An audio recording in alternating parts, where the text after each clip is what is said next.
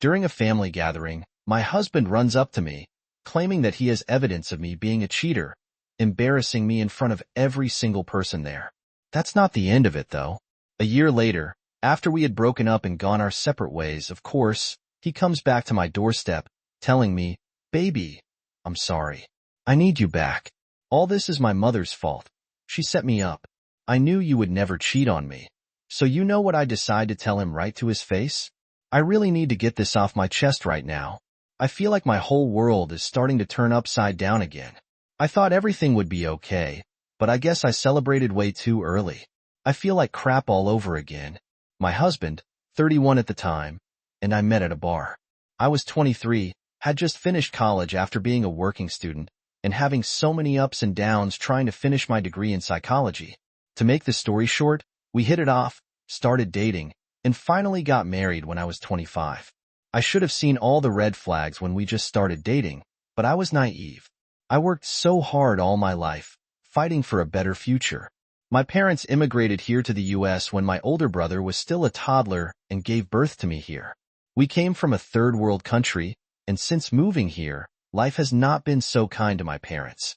We lived in poverty, barely surviving paycheck to paycheck. So when my husband appeared in my life, being so sweet and protective, I thought I finally found my prince and charming. I know it sounds childish, but I was so naive at the time. I didn't even bother with our age gap. I mean, how weird it is for him to date someone in their early 20s. I thought that he and I could build a family and just be happy. I was wrong. Meeting him became the start of a new nightmare. My husband came from an upper-middle-class white family. They were the quintessential family. You know, 2 sons, a stay-at-home mom, and a businessman father. Unlike me, who grew up in a rough environment, my husband lived smoothly all his life. Still, I thought that was fine. I have a degree, I have a good job, and I can stand all on my own. I was proud of my upbringing, and my family lived an honest life. But I'd say my in-laws thought otherwise. See, when I first met them, I was met with side eyes, including the rest of the relatives. Even from day one, his mom, who is 69 years of age, made it crystal clear she did not approve of me. She constantly accused me of being into him just for money, made little passive-aggressive comments, and would never let me forget that I wasn't the right match for her son. Well, to make it worse, she adored his childhood friend, who she thought was perfect life material for him. It was so humiliating hearing them joke about my skin color, or that I was a mail-order bride and how much did my husband pay to get me. I should have run away from him and his family, but I was stupid, to be honest. He did try to protect me at the time, and even had a fight with the rest of the family. So, when I attempted to break up with him after so many months of enduring his family's hostility, he then came showing me flowers and told me he reprimanded his family about it. Well, guys, at this moment, I straight up relented. He wooed me with his sweet words, and I was so stupid that I agreed to marry him. So, I tried my best to live by his family standards. I even quit my job to become a stay-at-home wife, just like my mother-in-law. I mean, I tried so hard. Fast forward to my mother-in-law's birthday last year. The whole family got together to celebrate, and I was trying to make good impressions, hoping things might finally be okay. But all night, my mother-in-law kept making jokes about how my husband's childhood friend was practically family and hinted that I, quote, would not understand their bond. This childhood friend herself was getting a little too weird with my husband, even flirting with him in front of me. But I just gritted my teeth. I didn't want to make a scene, and I did trust my husband. After all, he fought for me, so he would not betray me, right? After dinner, my husband suddenly storms over to me, yelling that he has proof that I cheated on him. I had no idea what he was going on about, but he would not let me get a word in.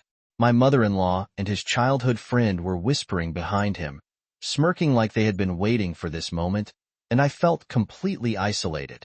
No one believed me, so I packed my things, drove to my parents' place in another state, and tried to contact him to clear my name. But he had blocked me everywhere, social media, phone, everything. A few days later, I found out he was filing for divorce. To make matters worse, even our friends, who I thought were genuine to me, also turned their backs against me. I mean, I was so stupid. I should have known they would side with him.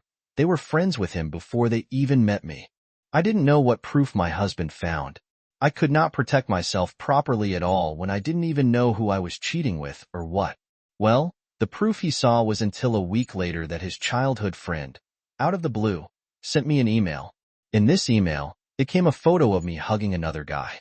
Well, guys, I recognized the photo. It was when I helped a homeless guy that I met a few weeks ago while I was out grocery shopping. I bought the dude a meal outside of Wendy's. I don't know how the hell they even got a photo of me being hugged by that homeless guy, but it was not cheating. He was simply thanking me. I can't believe that my mother-in-law and husband's childhood friend would even have the time to follow me and take photos of an innocent situation. I was helping out from the goodness of my own heart, but my mother-in-law thought otherwise. They saw this as an opportunity to separate me and my husband. It was so infuriating. I never knew that this would go so low just to fabricate things. They were so evil, but still, I never stopped trying to contact my husband. I felt so shifty at that time, but I just kept on trying. It wasn't until around 2 weeks later since the fiasco that I realized I had missed my monthly time. Prior to this, we were trying to have a baby. My husband, in particular, wanted to have a daughter to spoil.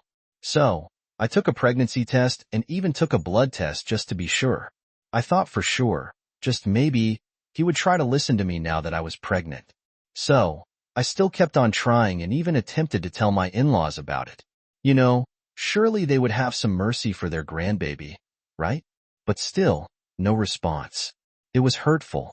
I was pregnant, and my husband refused to talk to me. I even had to find ways to fund a lawyer to represent me, even though I tried so hard to beg him not to continue with the divorce.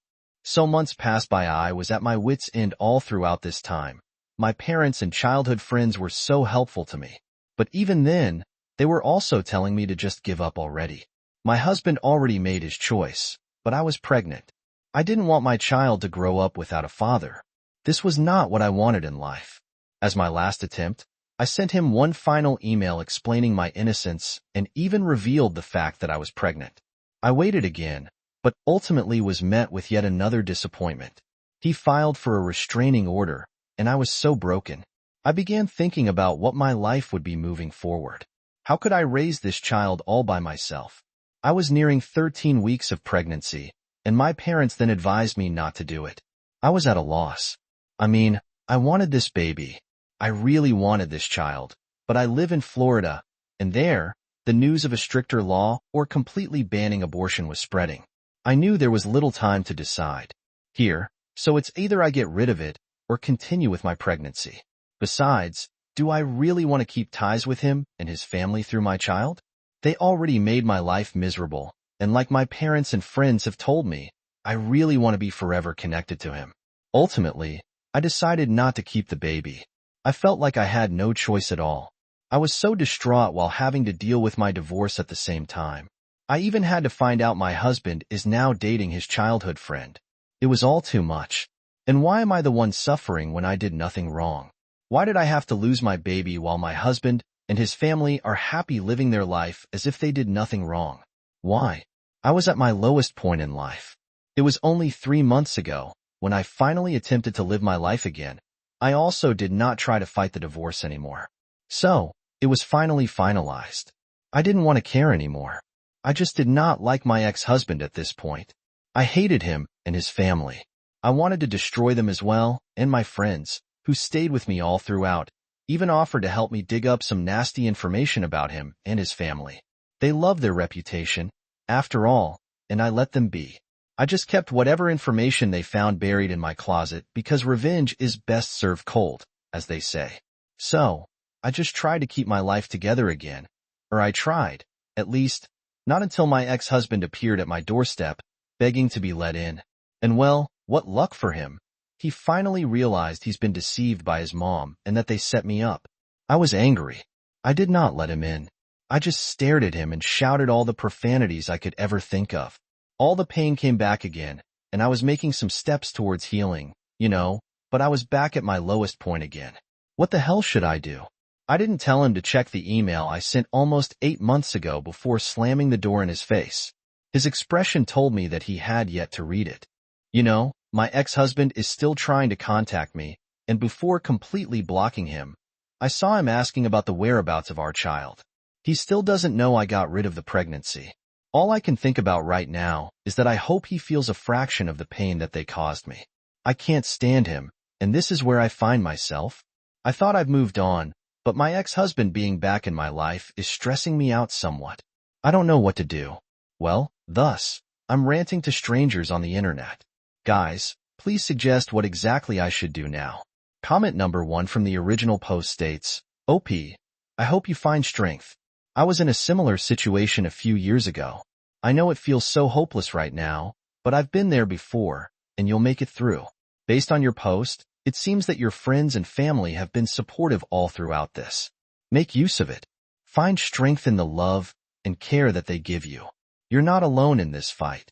Sending prayers to you, and I also thought I couldn't get through this all, but here I am, still kicking. Wish you all the best. Comment 2. You should not be here on the internet airing out your dirty laundry, for goodness sake. Go find a therapist. We're not being paid at all for this. I mean, you're not going to find peace in here. Better consult a professional to make you feel better. The longer you wait, the more difficult it'll be for you. Really? I mean it. Go find a therapist. They'll know much better how to deal with your emotions and trauma than some internet stranger. Log out of social media and book an appointment. Update number 1. I read a lot of your kind comments and I cannot thank you enough. I do appreciate it, especially seeing people who underwent similar situations. I really, hope to see the end of this suffering for all those who criticize me for my decision. I sure do hope that you'll not find yourself in this kind of place. You don't know how painful it is to let go of my child. I had to let that baby go since I knew I could not afford to take care of the baby in this economy, especially when at the time I knew it was an uphill battle to go against my ex-husband and his family. With the way that his family reacted, I for sure know that they'll do whatever they can to mess me over and my kid. I wouldn't want that for my baby. I also don't think my baby deserves to have a father like my foolish ex. As for those who suggested yes, I'll go find a therapist. That's always been part of my plan, but I'm still recovering my career, which I gave up for that failed marriage. But I will book an appointment. I just have to save enough money for it. So here's the update. It's been 2 weeks since the day my ex-husband appeared at my doorstep. After so many attempts to contact me again, and even showing up at my work, I finally threatened my ex-husband that I would sue him for harassment. He still kept on pestering me for our child. He believes that I'm hiding our child somewhere, and he demands to see his kid. He has the right, he says. Well, you know what? Forget him and his guts. I can't believe he's playing a victim now when I was suffering all this time. Yeah, well, he still doesn't know that I got rid of the pregnancy. I know how badly he wanted a child. We were so excited to have one. You know, I was looking forward to becoming a mother. But here I am. I don't think I could forgive him at all. All the painful memories just came flashing into my head again. It's like I'm just reliving all the pain that they've put me through. I still have yet to decide whether to tell him right in his face that I got rid of the pregnancy.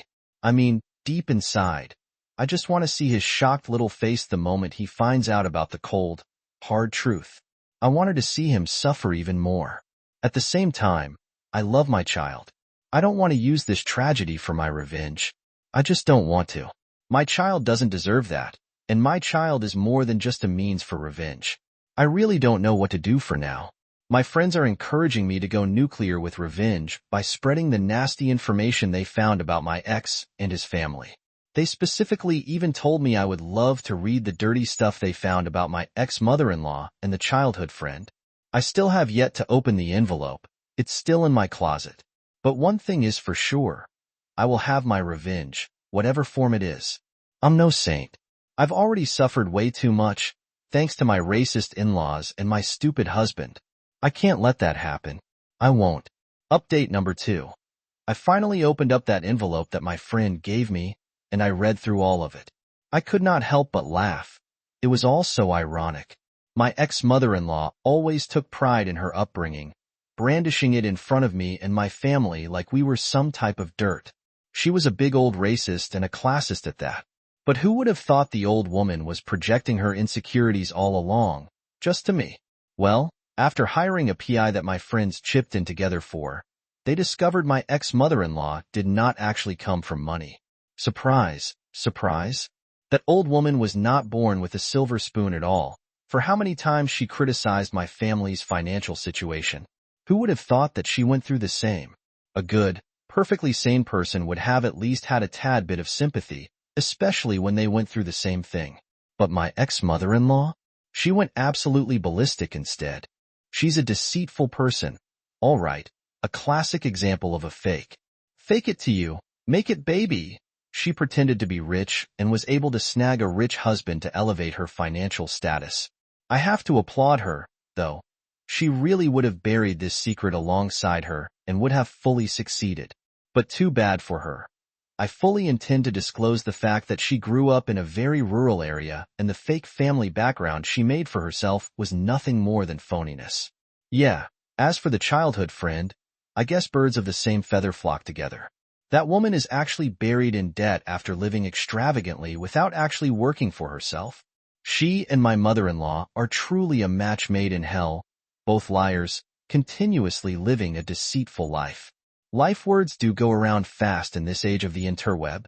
So, I'm now writing an email and am about to send it to all her friends and family. It's a very small circle after all. Knowing how people love to see drama, it would not take long before everyone in their circle knows everything. An anonymous post on the local bulletin board and the gated subdivision also would not hurt. I know this sounds like petty revenge, but knowing my ex-mother-in-law and their whole family's reputation is everything. Once their perceived social status takes the fall, I know that they'll be crumbling on the inside. How else can they flaunt their riches and pedigree? You know, I can't wait to see what happens next. As for my ex-husband, that man had the audacity to go in and threaten me for custody. I love my unborn child, the one I could have had. I really do, but I'm really close to just dropping the bomb on him. He keeps pushing my buttons, and I'm still not fully committed to telling him. I don't think he deserves to know.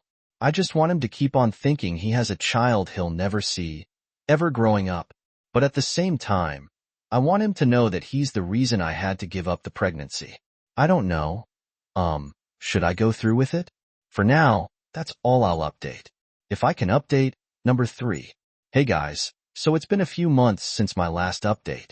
I finally booked myself an appointment with a therapist just a few weeks after my last post. So far, so good, but I'm still yet to see some major improvements. But I'm trying, I really am. I know that I also just don't seem like I'm always in the right from seeing your comments. I know, but I'm still hurting. I don't claim to be a saint or a good person. I'm a hurt woman. As for the nasty information about my ex-mother-in-law and my husband's childhood friend, the word really went around their circle fast. Now, they're the talk of the town with how much of a classic their circle is. It wasn't a surprise that they were shunned so easily. The ex-mother-in-law also turned her back on the childhood friends. I guess the bond isn't so strong after all, now that she found out she's in debt. Unfortunately, I finally snapped at my ex-husband when he tried to corner me again while I was loading my groceries from my vehicle. It was then and there that I finally dropped the bomb of truth. I had gotten rid of our baby. Guess what? That man had the guts to blame me for our child's demise. I'm not going to lie, but it hurt deep inside. I know that I'm also blaming myself as well. It just hurt a lot to get rid of my baby, but I'll be honest with every single person that's reading this right now. There was some kind of relief knowing I wouldn't have to be tied to him for a second longer. I'm free from his racist family, and that's the cruel part. I also feel so guilty for feeling this way, but I was lost. My love for my ex-husband at that time really soured, especially when he gave me no chance to explain myself at all. Whenever I remember those stupid pictures that they claimed were proof of my infidelity, my blood boils with rage. My life turned for the worse over an act of kindness, and I don't think I can truly get over it either. Don't get me wrong.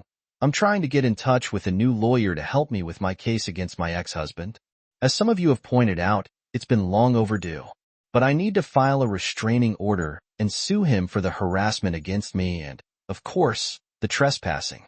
If any of you have any advice, please do contact me. I would love it and appreciate it. Final update. Hey, it's been half a year. I think this will be the final update. I've seen your comments and advice, and I really do appreciate it a lot.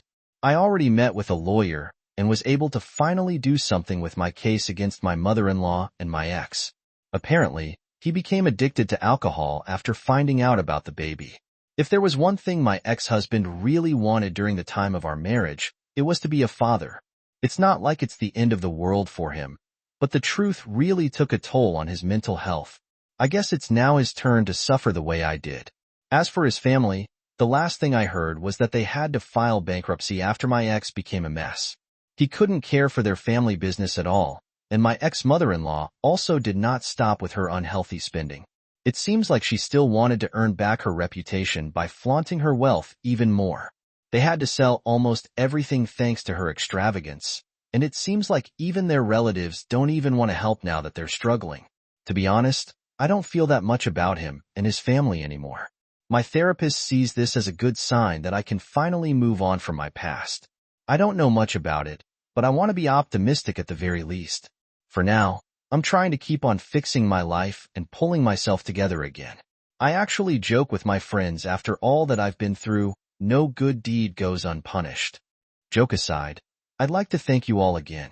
Hopefully, this will be my final update, as I'm done with this drama. It's time for me to go on a journey of healing. Comment number 1 from the last update. No good deed goes unpunished. Not going to lie, that was funny, but seeing how you can joke now, and that you're finally losing interest in that racist family, it seems you're on the right path already. Remember, healing isn't always linear, so don't be too hard on yourself and just try to keep moving. Wishing you the best. I know that you'll be able to stand tall and proud again, without the baggage of your past. I really do hope this will be the last update about this drama. More power to you. Comment number 2. So now you're blaming homeless, huh?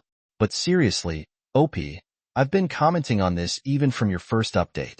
You really should not have taken the route of revenge. You've just made yourself another type of evil as well by spreading those secrets. See what happened? You no longer feel anything much about it anymore. You should have at least just let them create their own demise. The only thing I really agreed on is the legal action you took. It should have been your one and only revenge, to be honest. I mean, it's legal and just generally doesn't feel like you're stooping down to their level. But whatever, you've already done it. So I guess what's done is done.